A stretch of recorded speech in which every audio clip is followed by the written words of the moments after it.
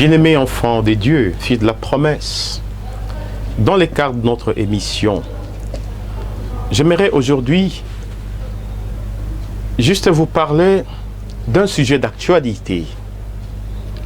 Ce sujet, je peux juste l'intituler en vertu de paroles de l'apôtre Pierre.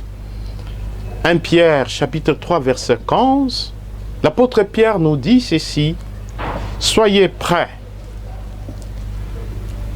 à défendre avec douceur et respect devant quiconque vous demande raison de l'espérance qui habite en vous. » D'autres versions diront: « Soyez prêts à répondre avec douceur et respect devant quiconque vous demande raison de l'espérance qui habite en vous. » C'est ce qu'on appelle l'apologétique. Ces paroles constituent les fondements de l'apologétique, la défense de la foi. Les apôtres étaient devant des questions importantes liées à la foi au Christ. Ils étaient obligés à un certain moment d'utiliser la raison pour pouvoir expliquer celui en qui il croit, c'est à quoi il croit. Et ça s'appelle l'apologétique. Je respecte beaucoup les hommes de Dieu, tous ceux qui ont par appel reçu le ministère, la prédication, de l'évangélisation et qui exercent un ministère dans le monde à travers l'annonce de la parole de Dieu. Cependant, souvent j'écoute des prédications. Souvent ce sont des chrétiens qui, ayant écouté ces prédications ou qui ont été en contact avec ces hommes de Dieu, qui viennent me partager leurs préoccupations. Il y a même des chrétiens qui prient avec moi, qui peuvent être désorientés par ces prédications. Alors ils viennent me poser des questions. Alors je vais commencer à répondre progressivement à leurs préoccupations et à nuancer certains propos. Mes bien-aimés, j'ai écouté une prédication où le prédicateur dit ceci. Il n'est pas totalement en erreur en disant cela. Je cite sa phrase: « On ne peut pas comprendre Dieu avec l'intelligence. » Je vais nuancer. En partant d'abord des documents de l'Église, en partant des textes, la parole de Dieu qui nous éclaire. L'homme a été créé intelligent pour pouvoir adhérer au mystère de Dieu. Il y a deux éléments très importants. D'ailleurs, le pape Jean-Paul II a écrit une encyclique qu'il a intitulée « Foi et raison » pour mettre en lumière ces deux fonctions qui sont indissociables. Le pape dit ceci dans son introduction: « La foi et la raison sont comme le deux ailes qui élèvent l'esprit vers la contemplation de Dieu. Et ces deux ailes évoluent de manière parallèle. On ne peut pas les dissocier. Dire qu'on ne peut pas comprendre Dieu par l'intelligence. La révélation ne vient pas remplacer l'intelligence de l'homme. La révélation vient éclairer l'intelligence de l'homme pour que l'homme puisse adhérer au mystère de Dieu. La révélation ne vient pas enlever l'intelligence pour que l'homme commence à comprendre Dieu par le moyen de la révélation. Non, c'est une erreur. La révélation, à travers les dons de la foi, à travers la lumière surnaturelle, car Dieu seul est la source de la lumière, c'est dans sa lumière que nous voyons la lumière. Cette lumière vient éclairer les facultés de l'homme pour que l'homme puisse adhérer fondamentalement au mystère de Dieu. Ce qui fait que l'homme peut comprendre Dieu à travers l'intelligence humaine. Saint Thomas d'Aquin, 13e siècle, nous parle des 5 preuves de l'existence de Dieu en utilisant son intelligence. Le Concile Vatican II, dans sa constitution dogmatique Deu Verbum, dit ceci: « Dieu peut être connu de manière certaine par la raison humaine. Or, la raison humaine est la fonction fondamentale de l'intelligence. Je suis en train de nuancer mes propos. Même ceux qui prêchent, ils prêchent avec leur intelligence. Ils ne vont pas dire que c'est la révélation qui a remplacé leur intelligence pour qu'ils prêchent. Non, ils écoutent la parole de Dieu, ils intériorisent la parole de Dieu, et maintenant ils commencent à réfléchir comment est-ce que je vais aborder cette parole. Et ça, c'est le développement donc de l'intelligence, c'est la faculté de l'intelligence qui est en évidence. Donc on ne peut pas dire que on ne peut pas comprendre Dieu par l'intelligence. Mais cependant, c'est Jésus qui nous l'a dit dans l'évangile selon saint Matthieu, au chapitre 11, 25 et 28. Venez à moi, vous tous qui pèsent sous le poids du fardeau, et apprenez de moi que je suis doux et humble de cœur. Et vous trouverez le repos pour vos âmes. Plus haut, Jésus dit, je te bénis, Père, d'avoir caché cela aux sages et aux intelligents et l'avoir révélé aux tout petits. Il y en a qui sont intelligents, mais qui mettent leur orgueil dans l'intelligence. Et là, ça devient maintenant un mal. Il y en a qui sont sages, mais qui mettent leur orgueil dans leur sagesse. Ceux-là, ce sont les forts que Dieu va enlever de leur trône, comme nous dit la Vierge Marie dans le Magnificat. Il renverse le puissant de leur trône et il élève les humbles. J'aimerais dire tout simplement à mes chers collègues prédicateurs, il y a des questions qu'ils peuvent aborder, mais qui sont des questions très difficiles. Peut-être vous n'avez pas la maîtrise de la question. Abordez ce qui est simple, ce qui est à votre portée. N'allez pas vous compliquer dans des histoires difficiles dont vous n'avez pas la maîtrise. Demandez aux spécialistes de pouvoir intervenir et vous aider. Et ça, c'est l'esprit d'humilité. Donc, je nuance, l'homme peut comprendre Dieu et peut adhérer au mystère de Dieu par son intelligence. C'est Jésus qui nous dit dans l'évangile, selon saint Jean chapitre 17, verset 3, la vie éternelle, c'est de te connaître, toi, le seul vrai Dieu, et celui que tu as envoyé, Jésus-Christ. La connaissance de Dieu. Le mot connaissance en hébreu, date, qui signifie connaissance, qui signifie communion. À travers l'intelligence de l'homme, tu peux alors entrer en communion avec Dieu. Tu peux maintenant partager son intimité.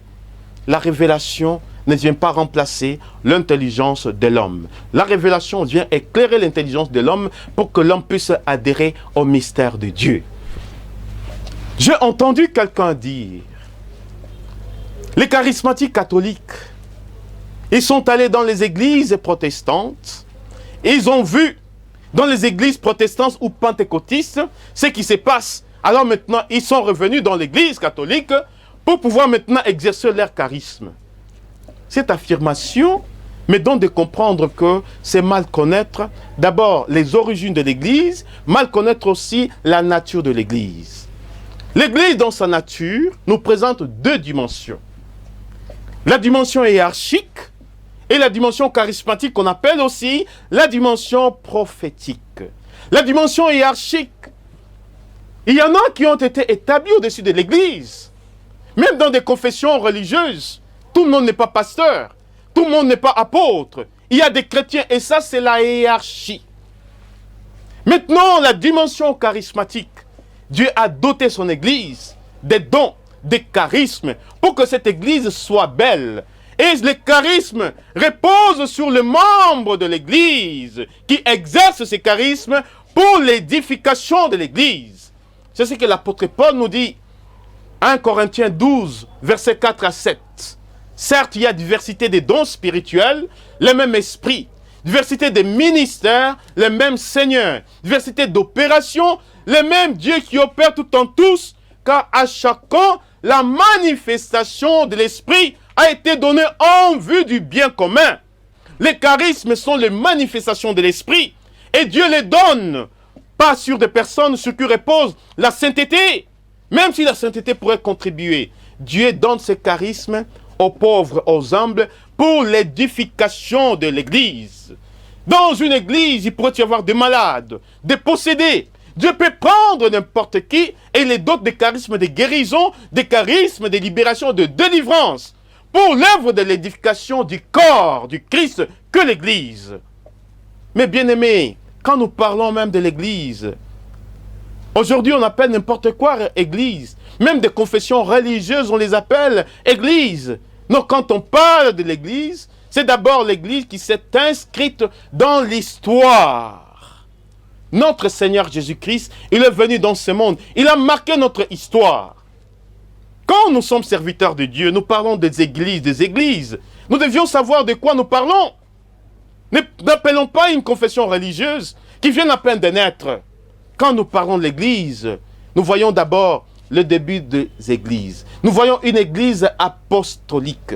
Les apôtres avaient constitué l'église et ils ont légué cet héritage à des hommes qu'on appelle les pères de l'église, qui certains ont été contemporains des apôtres, tels que Polycarpe, tel que saint Irénée qui a connu Polycarpe.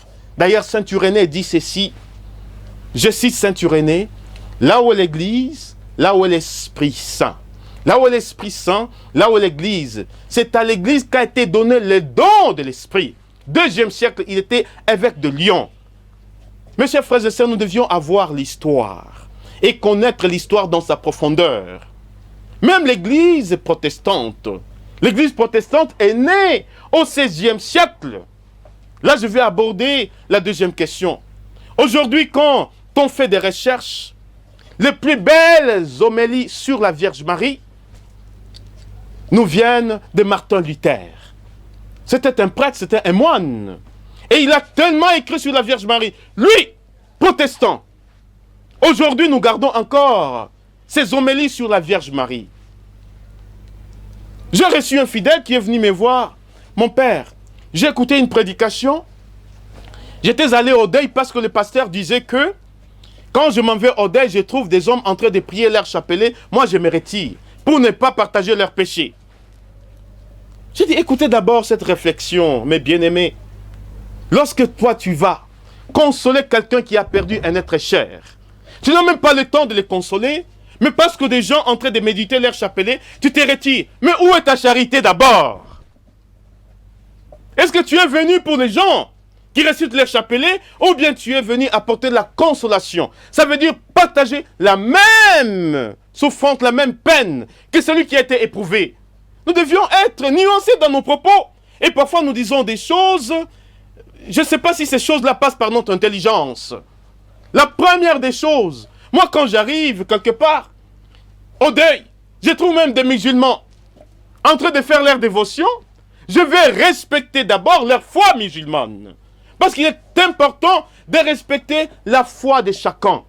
Mais bien aimé, je connais beaucoup de pasteurs et de véritables pasteurs. Je peux même les citer, tels que Charles Talingano. Oh, ce vieux-là m'a marqué tellement. Il a aujourd'hui un certain âge. Et quand il prêche la parole de Dieu, c'est avec onction, avec le feu. Charles Talingano, qui n'a pas connu Billy Graham, un homme de Dieu. Mais tous ces grands pasteurs, il y en a qui s'élèvent aujourd'hui. Excusez-moi, peut-être ils ont été appelés par le Seigneur. Qui peuvent s'élever aujourd'hui. Tu es passé juste dans ta petite église, qui reste dans un quartier, peut-être qui reste dans une région. Tu n'as même pas le temps de pouvoir sortir. Même si tu as eu le temps de pouvoir sortir, c'est au nom de la parole de Dieu. C'est pas pour autant que tu peux faire, te dire, grand pasteur. Mais ces pasteurs-là, tels que Talingano et Billy Graham, ce sont des hommes pétris d'abord d'humilité. Ce sont des hommes qui respectent les autres confessions religieuses, qui respectent l'Église catholique dans sa grandeur. Ils ont été invités un jour par le pape Jean-Paul II dans le cadre de l'écuménisme. Et ce sont des hommes, quand ils parlent de la Vierge Marie, ils sont très ajustés. Méditer les chapelets au deuil, parce que je ne veux pas partager le péché des autres. Je ne sais pas même c'est quel péché. Lorsqu'on médite les chapelets, alors je me retire. Non, ce sont des aberrations. Les chrétiens n'ont pas besoin d'entendre ce genre de propos. Les chrétiens ont besoin qu'on leur annonce les mystères du salut. Le chapelet, la méditation du chapelet. Et avant tout d'abord une méditation des mystères christologiques. Quand nous méditons les chapelets, qu'est-ce que nous faisons? Nous ne faisons que répéter les paroles bibliques, même s'il y a eu ajout. C'est par exemple aujourd'hui, je peux par exemple partir d'un texte biblique, je formule ma prière. Mais toute la prière ne serait pas tout simplement biblique. Parce que Dieu m'a donné aussi l'intelligence pour pouvoir entrer dans ces mystères. Quand je commence par dire « Réjouis-toi Marie, pleine de grâce », c'est la salutation de l'archange. Je cite la parole de Dieu. Je pourrais même le dire en hébreu « Shalom lach Miriam ». Et en hébreu, ça a une autre connotation. Cela veut dire « Paix sur toi Marie ». C'est une invocation de la paix sur Marie, ou une reconnaissance que Marie est déjà un être qui est porteur de la paix. Shalom lach Miriam. Le mot shalom, qui dérive du mot shalem, qui signifie la plénitude, l'accomplissement. Le Seigneur est avec toi. Ce sont les paroles de l'ange. Alors Marie et Emmanuel, parce que Emmanuel, ça signifie Dieu avec. Le Seigneur est avec toi. Tu es bénie entre toutes les femmes. Mais bien aimé, Marie n'est pas n'importe quelle femme. Si déjà l'archange dit, elle est bénie entre toutes les femmes, comment aujourd'hui, moi, je pourrais la mettre au même rang que toutes les femmes? Elle est bénie entre toutes les femmes. Si Marie est bénie entre toutes les femmes, c'est parce que le fruit de ses entrailles est béni. C'est parce qu'elle porte un être Dieu. Alors elle est bénie entre toutes les femmes. Moi, je supporte mal qu'on parle. Je ne supporte pas qu'on parle mal de ma mère. Mais ma mère n'est pas égale à la Vierge Marie. Tu es bénie entre toutes les femmes. Et le fruit de tes entrailles est béni. Sur Marie repose une double bénédiction. D'abord, elle est bénie entre toutes les femmes et le fruit de ses entrailles est béni. Quand je récite ces paroles, c'est comme si je suis en train de lire la Bible. En quoi est-ce qu'en récitant ces paroles, je suis en train de partager donc les péchés? Nous devions, mes bien-aimés, être nuancés. Et soyons humbles lorsqu'il y a des questions qui nous dépassent. Faisons appel à des spécialistes. Il ne faut pas s'hasarder sur des questions importantes. Que Dieu notre Père vous bénisse et nous aurons une autre occasion d'aborder encore d'autres questions qui constituent l'objet des préoccupations donc des chrétiens. Nous devions être éclairés, être ajustés dans notre foi. Quand l'apôtre Pierre, 1 Pierre 3,15, soyez prêts à répondre avec douceur et respect devant quiconque vous demande raison de l'espérance qui est en vous. Et nous devions être prêts. Je ne suis pas complexé lorsque je médite les chapelets, parce que je sais très bien qu'ils relèvent avant tout d'un fondement biblique. Mes chers frères et sœurs catholiques, nous devions être armés, être équipés spirituellement, et être formés pour ne pas nous laisser emporter par n'importe quelle doctrine. Et parce qu'on voit quelqu'un en train de prêcher, et alors on est secoué intérieurement. Notre foi doit être solide. Je crois en la Sainte Église catholique, qui est sainte, parce que la tête en est sainte. Alors nous devions être fiers de notre Église. Prochainement, je vous parlerai donc des mystères de l'Église. Que Dieu vous bénisse. Amen.